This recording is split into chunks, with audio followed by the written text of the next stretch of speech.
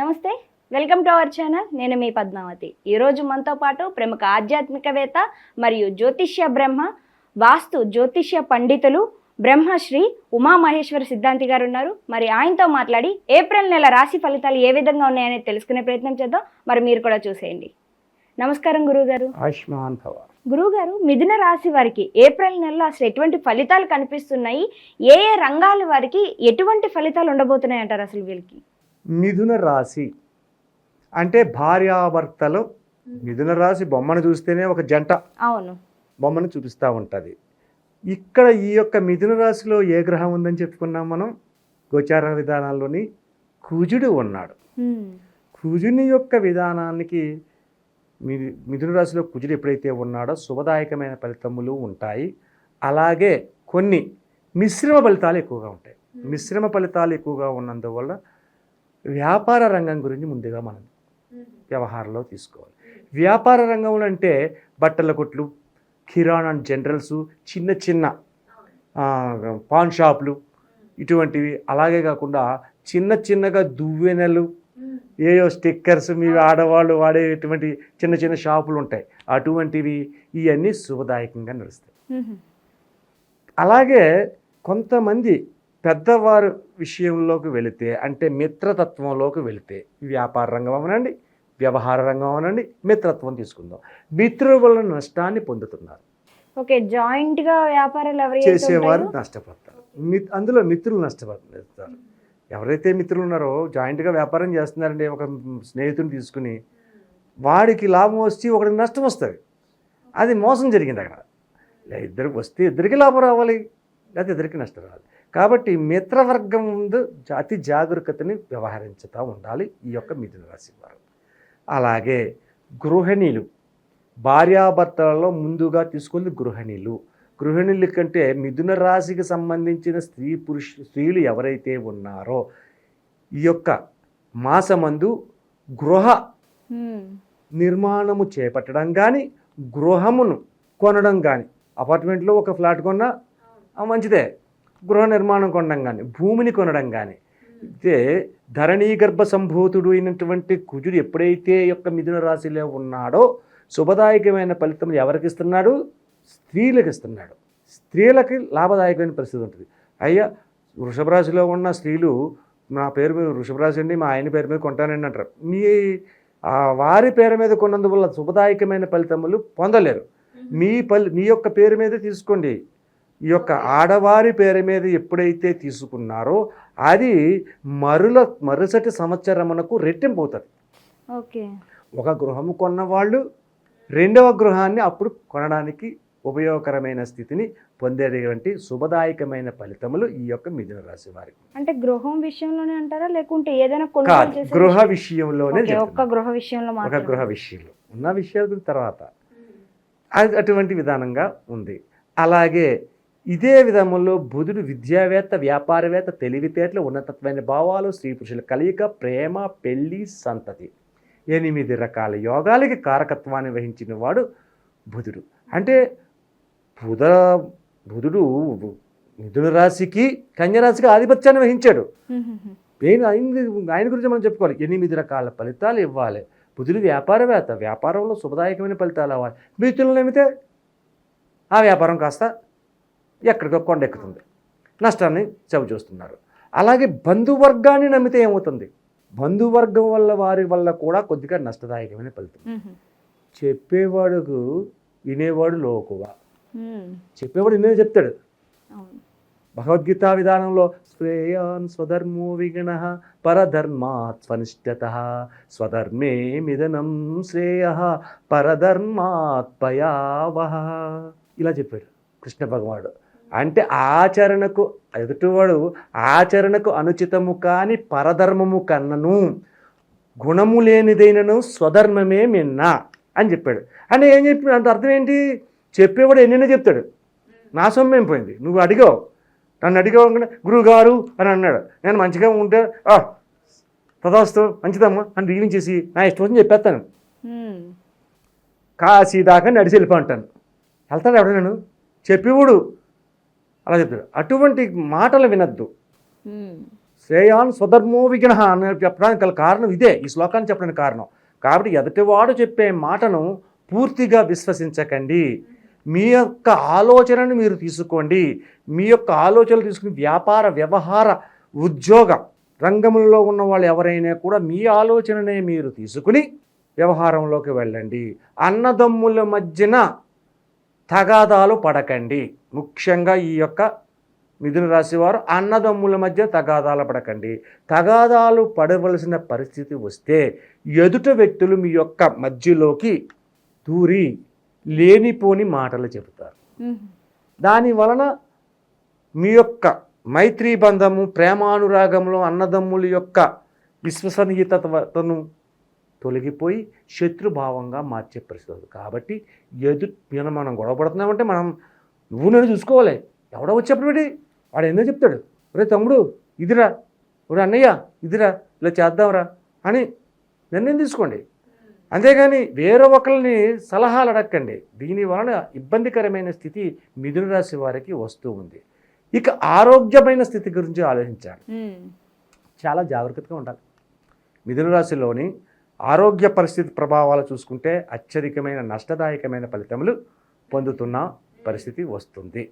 ఏంటి నష్టదాయకమైన ఫలితములు? ఏ విధమైన అనారోగ్యంలో వస్తున్నాయి? మరి నీకు అనుమానం రావచ్చు కదా. అవును. ఆ అనుమానం వచ్చినప్పుడు వచ్చినట్టు కంటికి సంబంధించింది, దానికి సంబంధించింది, స్త్రీలకు గర్భకోశ విధానమునకు సంబంధించినవి, అలాగే పురుషులకు హృదయానికి సంబంధించిన అనారోగ్యములు రావడానికి అవకాశం ఉన్నది. కాబట్టి ప్రతి దాని గురించి కూడా అత్యధిక జాగరూకతను తీసుకోవాలి.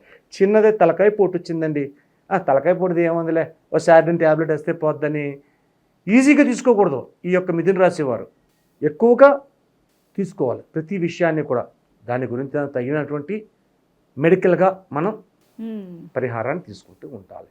అటువంటి విధంగా ఎదురికి వెళ్ళాలి. సరేనండి, ఈ రకంగా ఉంటే ఉద్యోగ రంగం గురించి ఆలోచించాలి. మిథున రాశిలో మరి ఉద్యోగాలు చేసుకుని సాఫ్ట్వేర్ ఇంజనీర్స్ ఉన్నారు, పోలీస్ ఆఫీసర్స్ ఉన్నారు, పోస్టల్ డిపార్ట్మెంట్స్ ఉన్నాయి, అనేక రకరకాల డిపార్ట్మెంట్స్ ఉన్నాయి. ఉద్యోగాలు అంటే అనేక రకాల ఉద్యోగాలు ఉన్నాయి. ఈ ఉద్యోగ రంగముల్లో ఉన్న వారికి ఏ రకంగా ఉన్నది? అధికారుల దగ్గర చాలా జాగరూకత వహించాలి. అధికారి మనకి మిత్రుడు అవ్వచ్చు, ఎరా అంటే ఒరే అనొచ్చు, అంత భావం ఉండొచ్చు. కానీ ఈ మాసమయందు ఈ మిథున రాశిలో ఉన్న వారు ఉద్యోగ రంగములలో ఉన్న వారి దగ్గర అది జాగరూకత చూపించకపోతే వారి వలన కొన్ని ఇబ్బందులు రావడము, ఉద్యోగానికే ఎసరపడే పరిస్థితి రావడం, అటువంటి స్థితిగతులు ఉన్నాయి. కాబట్టి జాగరూకతగా మలగాలి ఉద్యోగ రంగంలో ఉన్నవారు, అటువంటి విధంగా ఉన్నవారు. అలాగే పోలీస్ వ్యవస్థ గురించి కూడా మనం చెప్పుకోవచ్చు. ఈ పోలీసు రంగంలో ఉన్నవారు అంటే పెద్ద పెద్ద ఆఫీసర్ గురించి నేను చెప్పట్లేదు. చిన్నగా హోంగార్డ్ కాడి నుంచి ఒక కానిస్టేబుల్, ఒక హెడ్ కానిస్టేబుల్ దాకా వెళ్దాం. ఎస్ఐలు, ఏఎస్ఐల దగ్గరికి వెళ్ళొద్దు. ఈ యొక్క చిన్నవారి దగ్గర పెద్దవారి వలన కొన్ని ఇబ్బందికరమైన స్థితిగతులు వీళ్ళు పొందుతున్నారు. అంటే ఎంత వినయ విధేయతలు కలిగి నమ్రతా విధంగా మసిలినా కూడా పెద్దవారి దగ్గర నుంచి కొన్ని ఇబ్బందికరమైన స్థితిగతులు ఈ పోలీసులో ఉన్న వారికి వస్తుంది. కాబట్టి ప్రతి విషయంలోనే ఆచితూచి మాట్లాడుతూ నడిచే నడవడికలో కూడా చూసుకుంటూ ఉంటూ ఎదుటివాళ్ళని నమ్మకుండా, ఎదుటివాడి సలహాని పాటించకుండా తనకు తానుగా ఆలోచన చేసుకుంటూ ఎదరికి వెళితే ఈ యొక్క మిథున రాశిలో ఉన్న ఎటువంటి వారికైనా కూడా శుభదాయకమైన ఫలితములు పొందగలుగుతారు. అయితే గురువుగారు, నూతనంగా వివాహం చేసుకోవాలి అనుకునే వారికి ఏ విధంగా ఉంటుందంటారు? ఈ సంవత్సరం కలిసి వస్తుందా అసలు? అమ్మ, వివాహం చేసుకోవాలనుకుంటే మొన్న మార్చి నెల 18వ తారీఖు నుంచి శుక్రమూఢం అనేది వచ్చింది. ఓకే. శుక్రమూఢం వచ్చిందంటే శుభకార్యాలు చెయ్యరు. అవును. ఎట్టి బదులు శుక్రమూఢం ఉంది. మరి వివాహాలకు ముహూర్తాలు లేనప్పుడు వివాహాలు ఎలా చేసుకుంటారు? అంటే ఇప్పుడు ఈ మిథున ఈ యొక్క రాశి ఈ యొక్క ఏప్రిల్ నెలలో వివాహ ముహూర్తాలు చాలా కొన్ని రంగాల వారికి, అంటే ముస్లిమ్స్ ఉన్నారు, క్రిస్టియన్స్ ఉన్నారు, వాళ్ళకి అటువంటిది ఉండదు. వారి విధానం వేరే ఉంటుంది, వారి గురించి కాదు. మన హిందూ ధర్మ విధానంలో చూసుకుంటే శుక్రమూఢమి నాడు వివాహాలు ఎక్కడ ఉంటాయి? కాబట్టి దాని గురించి తర్వాత ఆలోచిద్దాం. గురువుగారు, అయితే అంతా కూడా చాలా చక్కగా వివరించారు. బట్ అక్కడక్కడ కొంచెం మిశ్రమ ఫలితాలు కనిపిస్తున్నాయి. కాబట్టి మరి వీరు ఎటువంటి రెమెడీస్ పాటించాలంటారు? ఈ మిథున రాశి వారు శ్రీ వెంకటేశ్వర స్వామిని ఆరాధించాలి. అలాగే ఈశ్వర తత్వాన్ని ఆరాధించాలి. రెండు, ఈశ్వర తత్వాన్ని అవలంబించాలి అంటే ఏం చేయాలి? సోమవారం నాడు శివునికి అభిషేకాన్ని చేపించుకోవాలి. ఇది 4 వారాలు 5 వారాల్లో వస్తుంది. అభిషేకాన్ని చేపించాలి. అభిషేకం చేయమన్నాం కదండి, పాలు పెరిగితేనే పంచామృతాలు పడికలు చేసేస్తే సరిపోద్దా? కాదండి. ఈ యొక్క మిశ్రమ ఫలితాలు తొలగి శుభదాయకమైన ఫలితాలు పొందాలి అనుకుంటే ఈశ్వరుని చేసే అభిషేక విధానంలో ఏం చేయాలంటే పాలు పెరుగు తేనె నెయ్యి పంచదార వీటితో పాటు 5 రకములైన పండ్ల రసములను తీసుకోవాలి. పళ్ళ రసములు తీసుకోవాలి. అందులో ముఖ్యంగా నల్ల ద్రాక్ష పండుని తీసుకోవాలి. నల్ల ద్రాక్ష పండు తీసుకుని చెరుకు రసాన్ని పట్టుకెళ్ళి ఆ చెరుకు రసంలో పటికి బెల్లం ఉంటుంది, సిప్స్ కాదు, మిశ్రీ అంటారు, అది కాదు, పటికి బెల్లం ముక్కలు ఉంటాయి. ఆ పటికి బెల్లం ముక్కల్ని పౌడర్గా చేసి ఆ చెరుకు రసంలో కలిపి ఆ చెరుకు రసాన్ని కూడా అభిషేకం చేయించాలి. అభిషేకం చేసిన తర్వాత స్వామివారికి మారేడు దళములతో అష్టోత్తర పూజను అభిషేకం అయిన తర్వాత అష్టోత్తర పూజ చేస్తారు. అష్టోత్తర పూజ నారేడు దళములతో చేయాలి. మారేడు దళంతో ఏమన్నా కదా అని చెప్పేసి ఒక బండిడాకులు తీసుకెళ్ళి దేవుడి మీద వేసేయడం కాదు.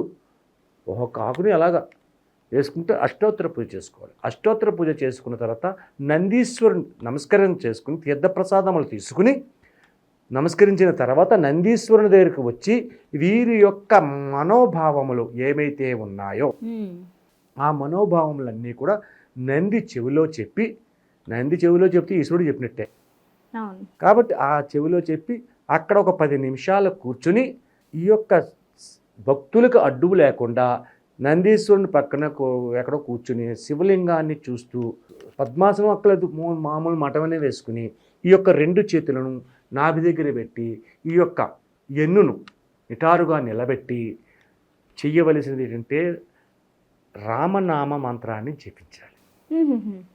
తారక మంత్రం శ్రీరామ జయ రామ జయ జయ రామ, శ్రీరామ జయ రామ జయ జయ రామ ఈశ్వరుని ఎదుర్కొంటా చెయ్యాలి. చాలా విచిత్రంగా ఉంది కదా. శివాలయంలోకి వెళ్ళబెట్టి రామనామం జపించడం ఏంటి? శివుడు ఆ సమయంలో రాముని జపిస్తున్నాడు. యోగాసనంలో కూర్చుని యోగ దీక్షలో ఉండి అయినా శివుడు రామనామాన్ని జపిస్తున్నాడు. ఎప్పుడైతే నువ్వు రామనామాన్ని జపించావో ఆయన ఒకసారి తుళ్ళి పడతాడు, ఎవరు నాకు పోటీగా చేస్తున్నారు అని. లేచి ఆయన ఒకటే మాట అంటాడంట, అంటే మనోవాంఛాఫల సిద్ధిరస్తు. ఆహా ఎంత బాగా చేసావు, నాకు అభిషేకం చేసావు, నన్ను పూజించావు, నందికి కూడా చెప్పు, అన్నీ చెప్పు, అందులో నాకు ఇష్టమైన రామనామాన్ని చెప్పిస్తున్నావు కాబట్టి మనోవాంఛాఫల సిద్ధిరస్తు అని దీవిస్తాడు. ఆ దీవెన వలన ఈ యొక్క రాశిలో జరిగేటువంటి అపసవ్య దోషములన్నీ తొలుగుతాయి. సరే, శివతత్వాన్ని ఇలా చేసాం, విష్ణుతత్వానికి కూడా చేయాలి, వెంకటేశ్వర స్వామిని కూడా చేయాలని చెప్పాను కదా.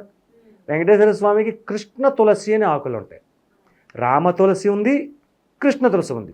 కృష్ణ తులసి ఆకులు తీసుకోండి, ఒక కొబ్బరికాయ 4 అరటిపళ్ళు, ఒక అగరబత్తులు, ఇటువంటి పువ్వులు, ఇటువంటి అన్ని పట్టుకెళ్ళి కృష్ణ తులసి ఆకులు ముఖ్యంగా అవి తీసుకుని వెళ్ళి ఉదయకాలాన్నే ప్రతిరోజు వెళ్తే మరీ మంచిది, లేకపోతే శుక్రవారం శనివారం వెళ్తే చాలు.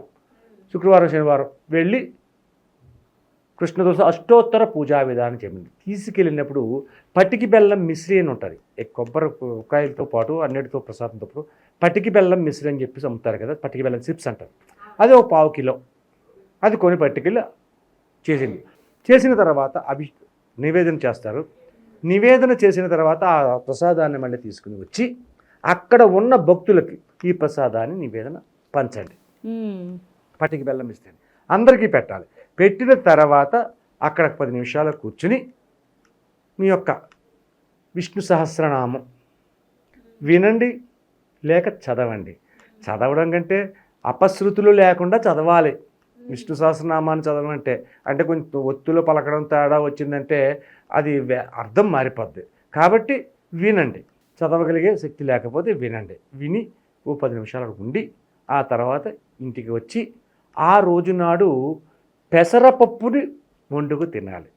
వెంకటేశ్వర స్వామి ఆలయంలోకి అష్టోత్తర పూజ చేశారు కదా, పెసరపప్పులోని ఏదైనా ఒక ఆకుకూర, చుక్కకూర, పాలకూర, తోటకూర, గోంగూర కాకుండా పులుపు కాని కూర, గోంగూర అంటే పులుపు ఉంటుంది, పులుపు కాని ఆకుకూరని వేసి పప్పు వండి పెసరపప్పు. బుధునికి పెసలు యోగదాయకం కాబట్టి పెసరపప్పు వండి అది ఉండదు. ఆ తర్వాత పెసరపప్పు తినాలండి, ఇంకేం తినకూడదండి.